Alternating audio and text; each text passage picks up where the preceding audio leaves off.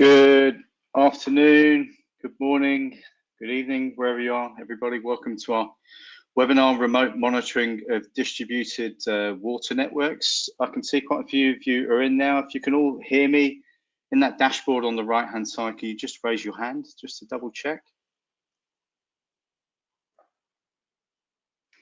All good, there's a few people clicking on that. So I've left this first slide on for a little while, guys. We've been doing these webinars now since the end of March, and we're trying to make them as interactive as possible. And so we started putting polls in, and then we've had webcams in, which is quite a big step for us. And now we're going to try and use this interactive quiz and poll service. It's called Menti. So on there, you'll see a QR code. And the easiest way for you to get in is just to use your phone. Just scan that QR code, and it'll bring you to the website. And then on the website, just enter that code. It's 999093.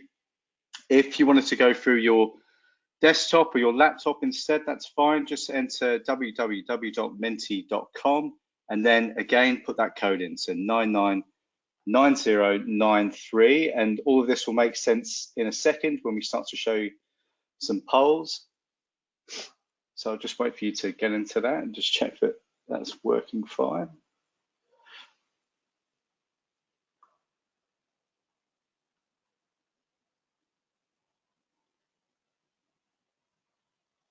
Cool, I can see a few of you had answered already. Right, so let's get into the presentation. Just 1 second. Hang on 1 second, guys.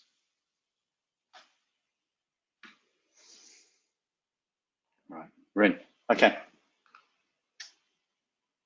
So for those of you who haven't been on this GoToWebinar interface before, I'm sure a few of you have attended some of our webinars in the past. You'll see here what your screen should look like. So first you should see my webcam at the top there, then the title page, and then on the right-hand side is the dashboard. On the dashboard, you'll see as an option to download some handouts. So I've uploaded the presentation slides from today into there, so feel free to click on that and download them in your own time. Below that, you'll see the questions. So throughout the webinar, there'll be an opportunity for you all to ask some questions, and at the end, myself and Ali will go through those. Cool, so your presenters today are myself. So my name's Luke, and I'm the Industry Manager for Water and Wastewater here in Endress+Hauser. And then we've also got Ali on the line as well. So Ali. Hi everyone, thanks for joining us. Yep, just a quick introduction. I've been with Endress+Hauser now for 5 years, just from the 1st of May actually. And I've been in the broader control instrumentation industry for about 15 years. Started my role at ENH similar to Luke as an industry manager for chem, oil and gas, and also doing product support for our gas analysis portfolio. And now I look after major projects, key accounts, as well as the solutions division for ENH Australia. So the latter being the reason I'm in here today. Perfect, brilliant. Thanks for that, Ali. So on the agenda today, I will be doing a brief introduction to IIoT 4.0 for the water and wastewater industry specifically. Then I'll pass it over to Ali, and Ali will talk to you about what we're doing in the space, and also to go through some application examples for some remote monitoring solutions, which is the title of this webinar. And then, as I mentioned before, we'll have some time at the end to ask some questions, or answer some questions, excuse me. Okay, so firstly, the intro from me. So the what, why, and how of IIoT 4.0 for water. So as I mentioned at the start, go onto menti.com, put that code in, or use your phone and just enter that code in again. So it's 999093. So we're going to start the webinar today with a question, a bit of an open question to you all. So what words come to mind when you think of IIoT 4.0 for the water industry? And you should see on your screen there's 3 options to select from there, and we're getting some nice results in at the moment. So I'm just going to share some of the results with you now. So we've got some words coming in. Pizza, who put that? Pizza's always one of the first words in there. Telemetry, accessibility, expensive from some, hard to justify. So there's some confusion about what it means for the industry as well. Cost savings, need use cases. So all of these are words that will come to mind for me as well. Hopefully for those of you who've don't know or nothing, this webinar will give you a bit of an introduction of what it means for the water industry and also what Endress+Hauser are doing in the space as well. So I'm just going to share my main screen one more time. Okay. So many of you have seen an image like this before, a very, very similar image of this. So basically it's the progression of the industry from industry 1.0 all the way through to 4.0. So 1.0 when we had mechanization, steam, weaving looms, through to 2.0, the introduction of electricity and the huge changes it had on the industry, through to 3.0 when we start to look at automation, computers and electronics. And now where we are today, the industry's favorite buzzword, Industry 4.0. So really the most basic way you can explain Industry 4.0 is an optimization of 3.0. So really taking all of that data that we got through that revolution and bringing real value from it. So making your network smarter, making all of your processes more efficient, having way more access to valuable data. That's what 4.0 is all about. Ali will go through some examples in the water and wastewater space. But really, I hope that gives you kind of a brief introduction to the industry. So IIoT 4.0, some of you will be familiar with these principles. So it's made up of essentially 6 principles, and I've listed those on the left-hand side. So interoperability, virtualization, decentralization, real-time capability, service orientation and modularity. We've made some really good progression in some of those principles in the last 5 to 10 years. Some of those, there's still some areas of improvement. So one of those being the interoperability. So the vast majority of water and wastewater networks are connected through SCADA, but do they all talk to each other? Probably not. So that's an area that's a room for improvement. An area that's seen some significant advances in the last 5 years has been service orientation. And what do I mean by that for the water industry? Well, say maybe 10, 15 years ago, we'd have people manually reading water meters at all of your housing, all of your industrial locations. Through the advent of smart metering, which has really come to the fore in the last 5 years, and we no longer need people to manually read meters, and that gives you a lot more information, both as an end user and as a customer as well. So those 6 principles, we're doing well on some of them, but still a lot of area of improvement on others. Another one to focus on is real-time capability.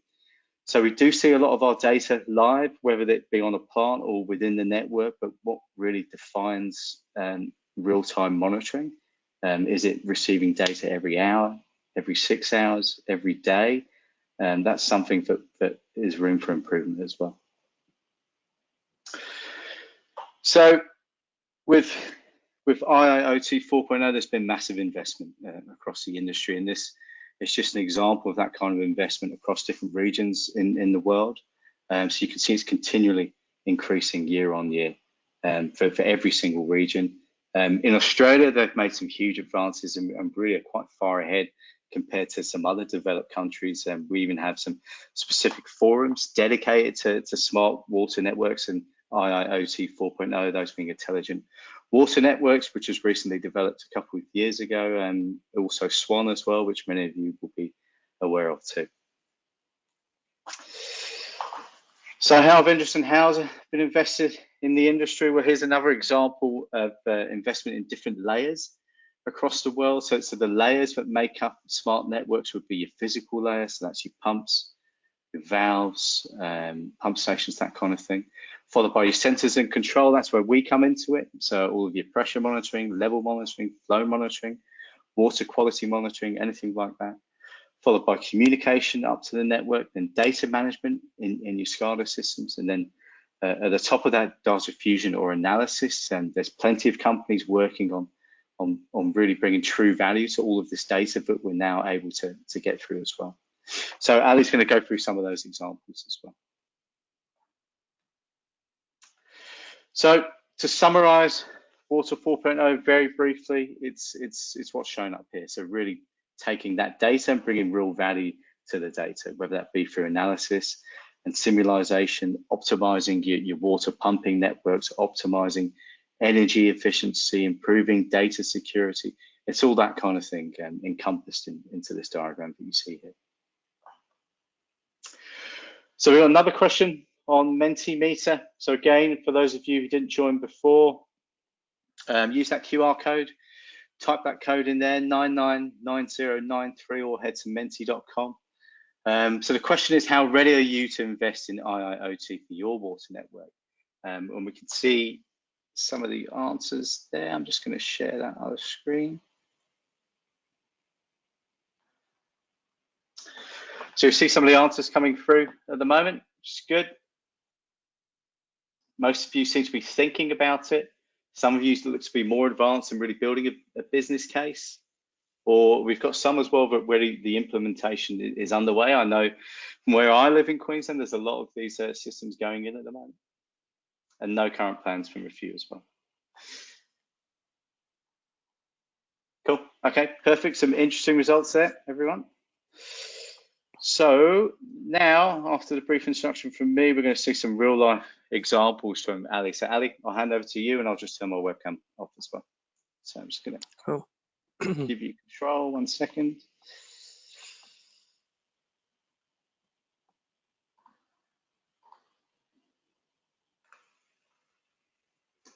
Cool, should have control now, Ali.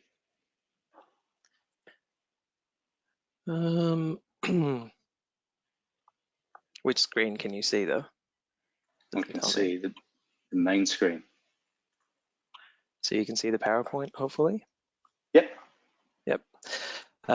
Perfect. So thanks for the introduction to the topic. I'm just gonna sort some things out here. Okay, so yeah, let's face it. We saw in the quiz as well. There's quite a few of you that said IoT brings to mind nothing or pizza in some cases, and really IoT and IIoT are often used buzzwords and have nearly lost meaning. Everything is IoT. Everything is a thing. Everything is connected to the internet.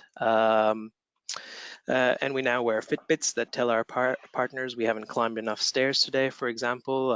Here's a picture I found online of a fridge that apparently has Twitter access, though it might have smarter things to say than some heads of state, but potentially too easy a target.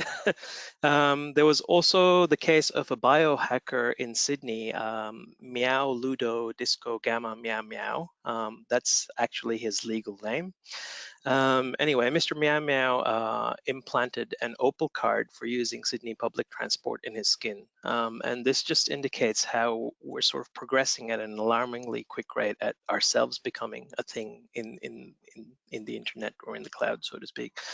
So while there might be many arguments that in our personal lives, internet-connected things make us lazier or more reliant on technology, in an industrial sense, one might argue that in fact there is some untapped benefit here.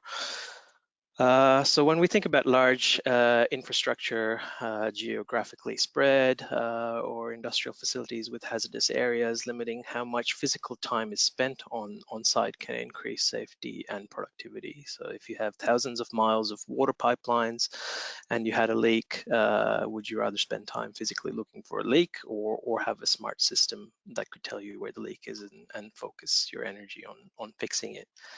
So when we talk about water distribution challenges, of course, there's the distance, connectivity, power requirements in remote areas, maintenance topics, of course, leakage detection.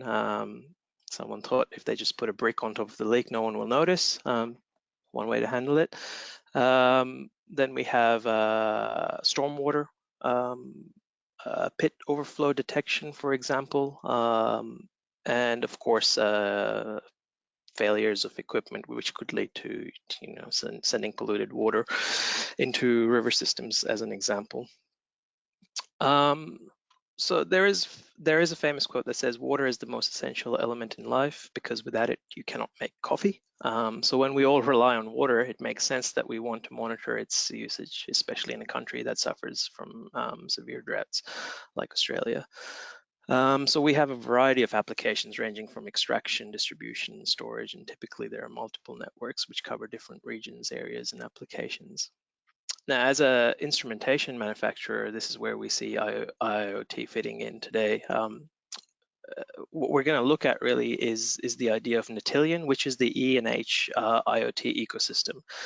We're going to go into a little bit of why it exists, what it can offer, and then focus on some particular use cases in the water network solution portfolio. So as I mentioned, and as you hopefully know, we are an instrumentation manufacturer. We have upwards of 40 million devices installed worldwide, with a large percentage of those in the water wastewater industry. So this gives us a unique perspective into how data from these sensors is utilized. So let's consider that each of these instruments was measuring only a single variable. Then we're talking about 40 million data points. Of course, if you take an instrument like our electromagnetic flow meter, MagFlow, then we're talking about maybe an additional 50 parameters that can be transmitted. These could include multiple process variables, totalizer values, and a truckload of diagnostic parameters such as internal resistances, coil voltages, signal damping, and on and on. Now, if our sales engineers have been doing their job, you'll have heard of heartbeat diagnostics from Endress+Hauser as well, which gives you access to detailed diagnostic parameters within the instruments, which can also be transmitted into the cloud. So if we now multiplied the parameters available for transmission with our install base, suddenly we're talking about billions of data points instead of millions. Unfortunately, in the majority of cases, these additional data aren't being utilized by our customers. You're paying for it and it's there, but you're likely not using it. So almost 90% of the E&H instrumentation portfolio is actually already digitalized. So we offer the ability to draw information out of these instruments via protocols ranging from the oldies but goldies like Modbus and HART to the more innovative MemoSense and Heartbeat. And lately, we've also included Bluetooth and Wi-Fi in there as well. When it comes to IoT, of course, there are some new protocols to consider as well. In the game of water distribution, obviously flow becomes an important measurement, and typically in distributed water networks, we're looking at potentially remote locations with possibility of no power available. So just as an example on the slide, you can see E&H is innovating in this space as well. So we've basically reimagined the original battery powered magnetic flow meter, and developed a roadmap for the product to bring it in line with the new IoT requirements. This means that the battery mag is now being revamped to be released as an IoT ready device. What this means for the customers are that you no longer have to have a do-it-yourself solution that pushes the signal from the instrument into some sort of gateway and into a 3G or LTE modem. The device will have the inbuilt telecom modem within the electronics, enabling it to directly communicate via IoT protocols such as MQTT to our cloud solution. Of course, this harnesses the full power of our diagnostic functions like Heartbeat as well. So you not only get the primary value, but you can also get a window into the conditions of your remote asset. For example, where there is a malfunction on the device, or something is starting to drift out of tolerance, for example, maybe a buildup on the coils, you could pick that up, and this can obviously have a great benefit in terms of dispatching service engineers. So you could be forearmed with the knowledge of what's going on in the field before you actually go out to investigate, and therefore you're already prepared for it. So typically getting at this additional data has been difficult. I noticed a few of you had said that you expect IoT to be expensive in that little poll from Luke as well. That may be mostly because of existing control infrastructure where analog connections like 420 milliamp already exist between instrument and DCS and PLC, and introducing a change can be cost prohibitive. So ENH's solution is to bypass the traditional architecture altogether, because the data we're interested in isn't necessarily pertinent to the process control. We're talking about getting diagnostic information to optimize maintenance or monitor data for reconciliation or KPI monitoring, health predictions, and overall network availability. So this isn't about high-speed data processing. We are talking about update times of once every few minutes, maybe even once a day, rather than 420 millisecond updates. So if we take just a single instrument, if it's a legacy model or a traditional 420 milliamp, so you can see we have the traditional, then we have the IoT ready instruments, which talk directly to the cloud as well. We have a number of gateways that facilitate the connection from the more traditional or hardwired analog instruments as well. So you'll see the word Natillion a couple of times. I'll introduce it briefly. Natillion is the latest ENH IoT cloud ecosystem. I'm not going to go through all the different offerings that are included within Natillion in this webinar, but as you can see from the graphic, ENH is now ensuring that newer generations of instruments are already IoT ready. We already have an IoT ready radar released in Europe, and we're hoping to have that here in Australia by the end of May or early June. It's in trial here at the moment.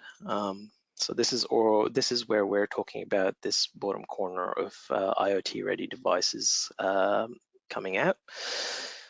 However, whether you have the latest IoT instruments or existing instruments, we have a wide range of gateways as well to enable communication to the cloud, to this data cloud. And then once the data is in the cloud, then we have a variety of Natillion services that can be utilized to monitor health, for example, the measured value and some predictive analysis library, for example, will give you access to all online access to all the instruction manuals, maintenance manuals, and that kind of stuff. And then as you move across to the Natillion Connect side of it, that's where we're talking about the water network systems, as well as integration with SAP and the like.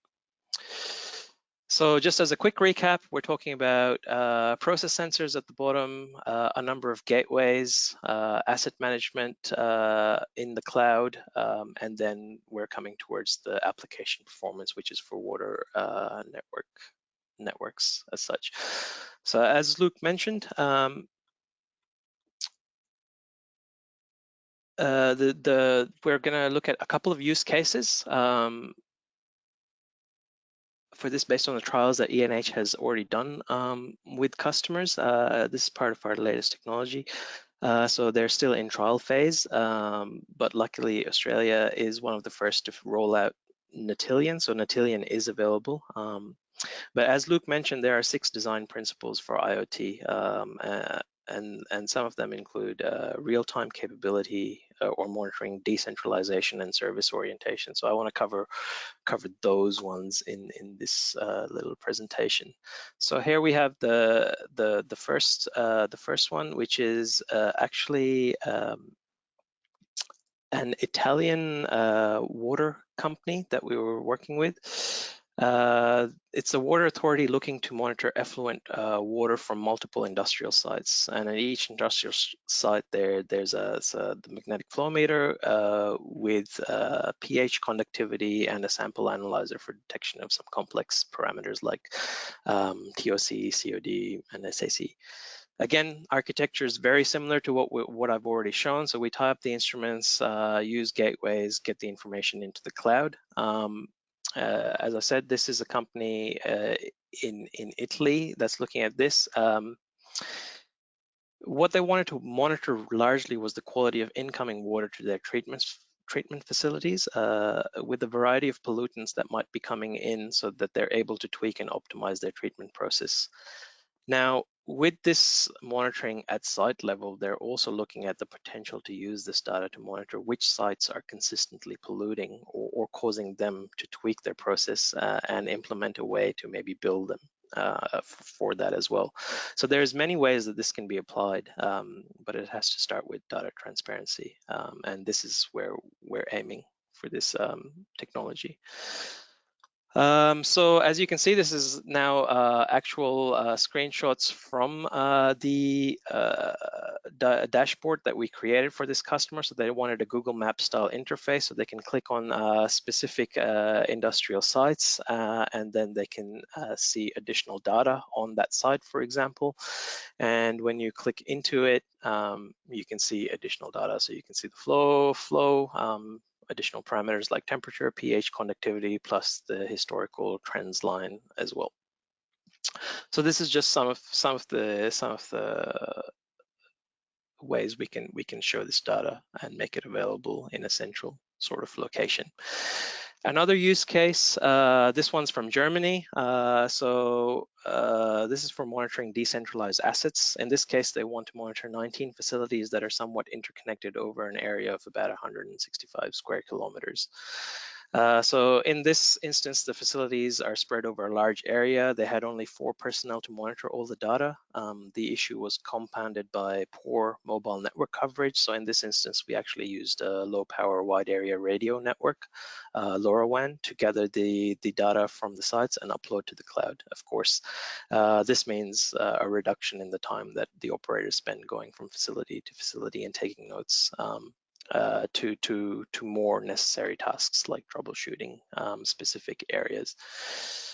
Again, this is a snapshot of their dashboard. The green dot basically shows that everything's working all right and is healthy. Gives a quick overview of each of the facilities and how much, for example, the areas connected to that facility are drawing or are feeding into it.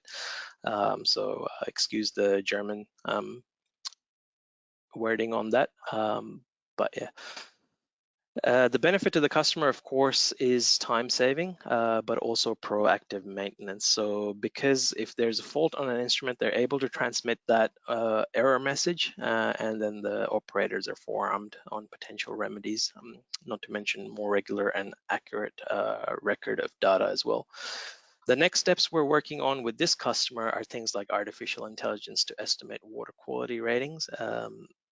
As you might notice across the top here as well, the dashboard also integrates with the weather information from the local weather bureau's web API. And what they're aiming to do is try to do some predictive reservoir management with this. So if there's rain, there may be a lag between the runoff as it accumulates and comes through the stormwater system. And the aim would be to manage the reservoir in a levels such that they can preempt this increased level due to rain events and manage the inventory by pumping further downstream. So this is the type of another type of use case for obviously the optimization of the networks. Here you can see just the overview screen, so you can see the zones, the flow rates, just some examples here. We can see the water quality being measured as well with a number of different analytical instruments, and then reservoir level with the radar level, for example, could be done. So one of the other things I just wanted to quickly recap as we're coming close to the end of our time is that we're starting to see our customer base starting to get involved in IIoT projects. From the poll that Luke did, we saw that there's a few that are writing business cases already or looking at implementing some projects. And I guess one of the benefits of IoT is the decentralized monitoring or centralized monitoring of decentralized infrastructure. But one of the other things which Luke talked about was service orientation. So when you have large infrastructure with lots of distributed assets, how can you centrally monitor service and procurement activities? How do you manage maintenance work, order processes, spare parts management, document management? And this is where I just wanted to briefly introduce the Global Industry 4.0 Alliance between SAP and ENH. So we know many of our users, just like us at ENH, are SAP users. My colleagues at SAP probably wouldn't take too kindly to what we jokingly refer to as system against people.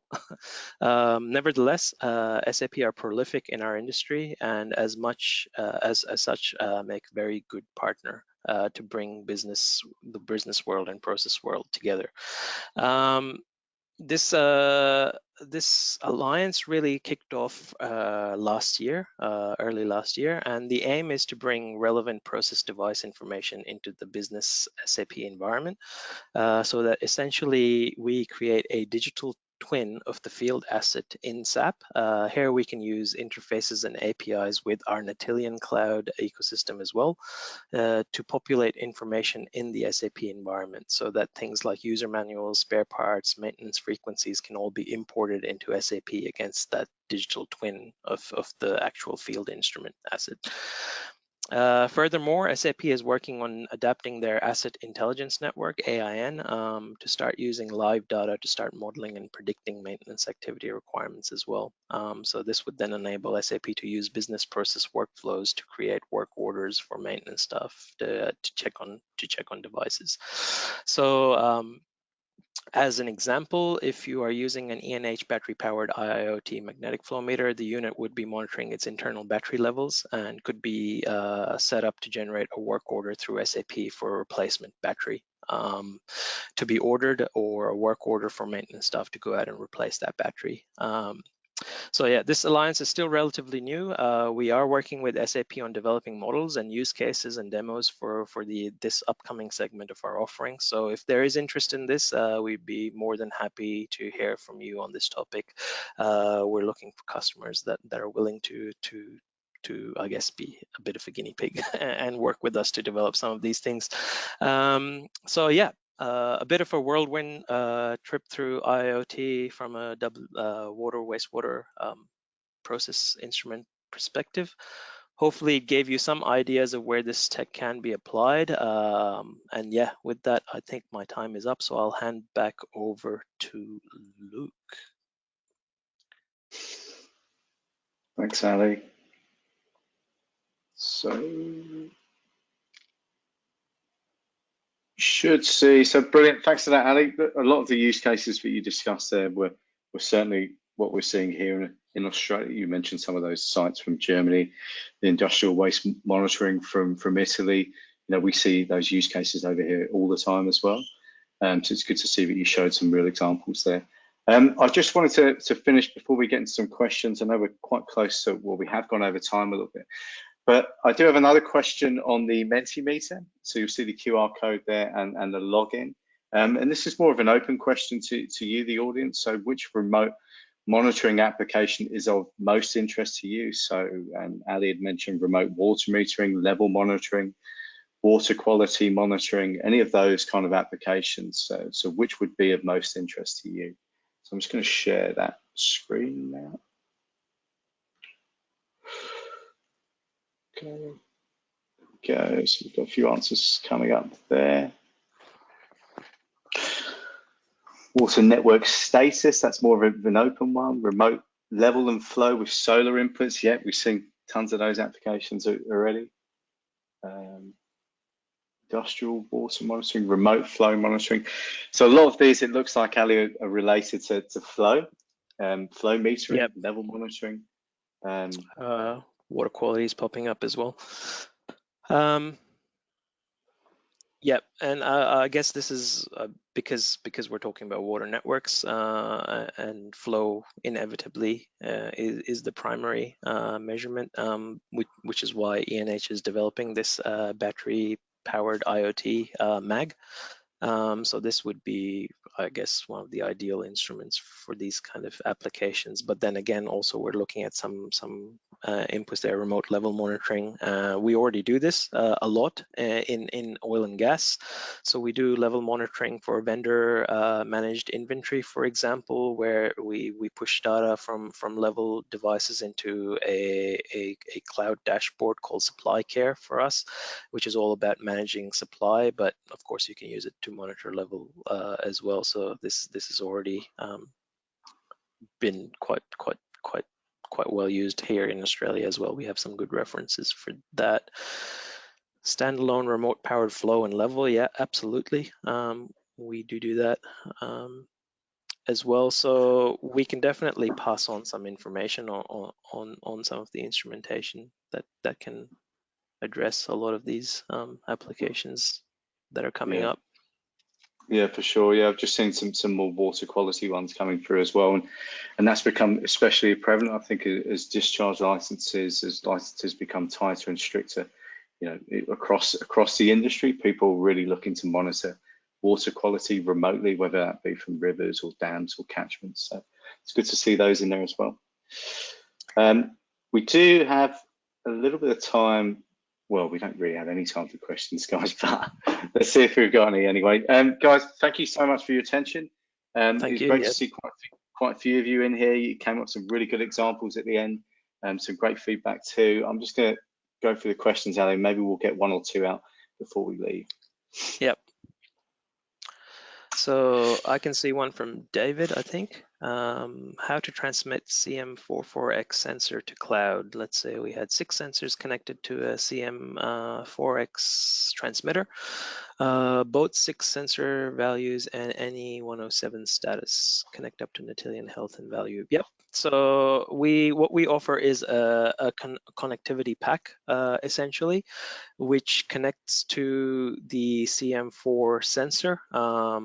And there's a variety of different options we have if you have 24-volt power on site, which I assume you do for the CM4X transmitter anyway. It just basically sits right next to it. It even comes in a very similar box to the CM4X, just with that display. And that's a connectivity pack all in one. It's got the modem already in there, pre-configured, and we push that information into the cloud and straight into Natillion, and then you can access it. So not a problem at all. What you would need to do is just add that connectivity pack, and that's it. Any successful business case for SAP integration? Well, we are talking to a number of customers here in Australia. I mean, as I said, this is in relative infancy at the moment.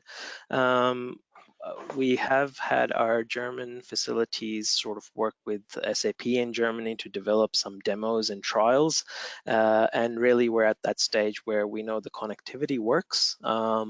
So now we're looking for, I guess, with most things with ENH, we then go to customer trials.